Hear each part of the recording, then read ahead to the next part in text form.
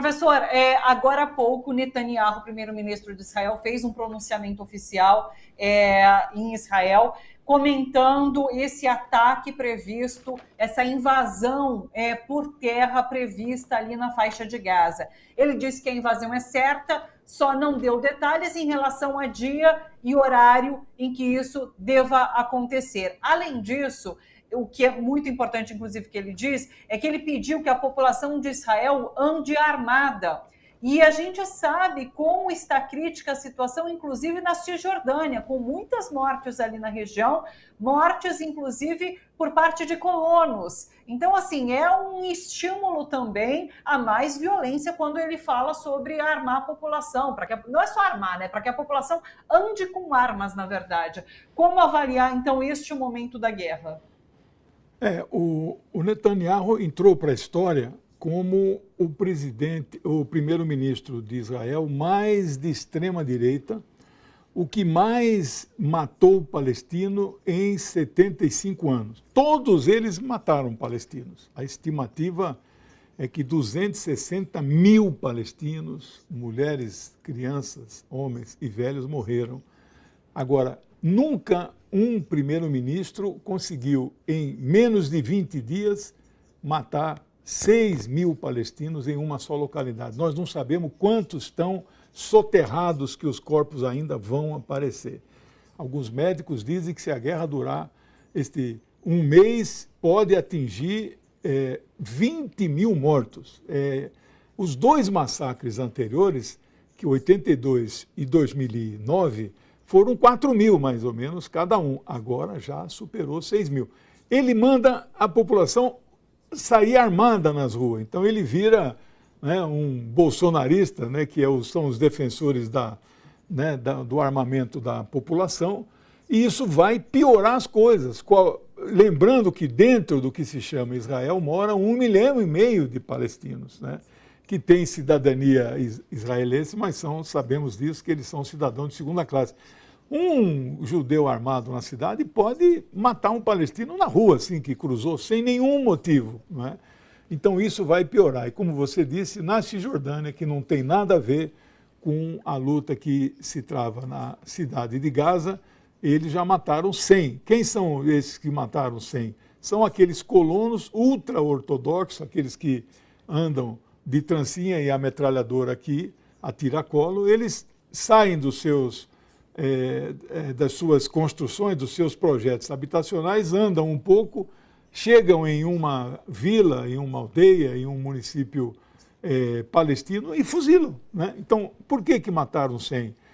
Agora, essa questão que ele está dizendo que vai invadir, a decisão, eu tenho dito, a decisão de invadir está tomada.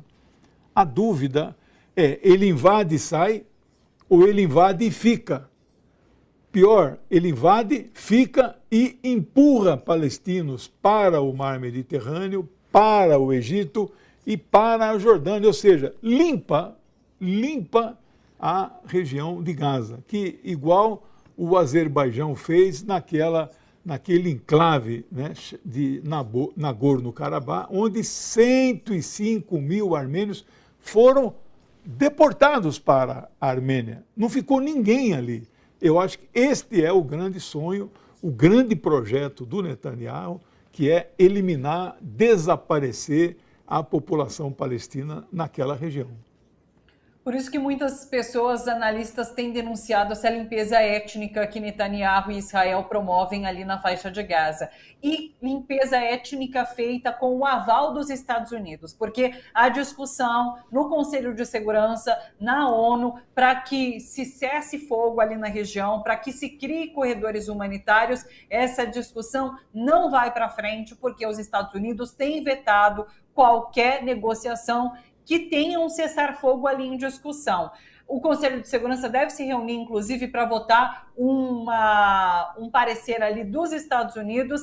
E qual é a avaliação que você faz? Esse parecer deve passar? Qual é o papel do Brasil nesse momento, inclusive? Olha, tem 2 datas mágicas que devem ser observadas. Uma é sexta-feira, quando completa 20 dias do conflito, lembrando a guerra do Yom Kippur, que durou exatamente 20 dias, e aí o Conselho de Segurança chegou a um acordo e votou um cessar-fogo. Então, sexta-feira é a primeira data, digamos, tabu, que seria para não ir além dos 20 dias que o Conselho já utilizou para votar um cessar-fogo. Mas tem uma outra data, o Brasil preside o Conselho até terça-feira, dia 31, e o Brasil está fazendo de tudo para construir uma nova resolução, porque o Brasil sabe que esta que os Estados Unidos está tentando aprovar, ele não conseguirá aprovar. Por quê? A palavra mágica que o mundo inteiro está querendo, cessar fogo, não é escrita no projeto de resolução dos Estados Unidos. Portanto, ela seguramente ganhará o veto da China e da Rússia, com talvez até a abstenção, não é, da Inglaterra e da França.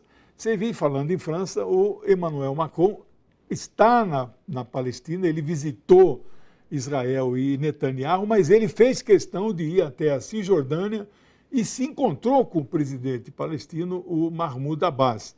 Então nós vamos aguardar, está muito próximo de um desfecho, mas a decisão de invadir está tomada. Agora começam a haver dissensões, né, de pequenas divergências no comando militar, no meio político, na coalizão que governa Israel, que são 3 partidos de extrema-direita.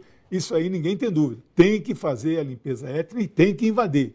No comando militar, eu já, de várias fontes, de vários portais, já há, então, preocupações militares, porque eles vão sofrer muitas perdas. Aliás, já passou de 1.500. Nunca Israel perdeu tantos soldados civis em um conflito em 75 anos de história. Então, tudo isso eles estão sopesando para fazer um balanço se vale a pena mesmo.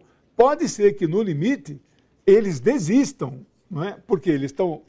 qual é o grau de compromisso que o Hezbollah teria se houver a invasão por terra? O Hezbollah vai entrar? Vai entrar.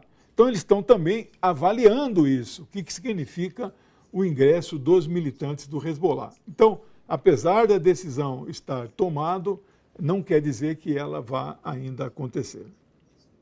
A avaliação é essa por parte do Hezbollah, neste encontro, inclusive, que aconteceu entre lideranças do Hamas, Hezbollah e Jihad Islâmica, não é mesmo, professor? Esses três... E o Fatah. E o Fatah também. Essas lideranças se reuniram para conversar sobre o que tem acontecido na região. O que pouca gente tem falado, porque a mídia bate, fulaniza, é o Hamas, é o Hamas, é o Hamas. Eles sabem que existe um estigma que a mídia internacional carimbou, né, no Hamas, que eles são terroristas. Vocês vejam, eles libertaram 2 senhoras idosas, a forma como eles trataram e o que elas relataram. O Israel está, assim, apavorado com uma daquelas senhoras que está dizendo que vai mudar de Israel, não é? Porque foi muito bem tratada no cativeiro, não é? Então, eles, do ponto de vista midiático, eles fazem questão de dizer que é o Hamas. Mas não é só o Hamas. São 4 partidos políticos que têm braços militares, chamados brigadas militares, do Fatah, do Hamas, do Jihad Islâmico e da Frente Popular de Libertação, que foi fundada por o grande histórico médico Jorge Habash, e eles são marxistas-leninistas.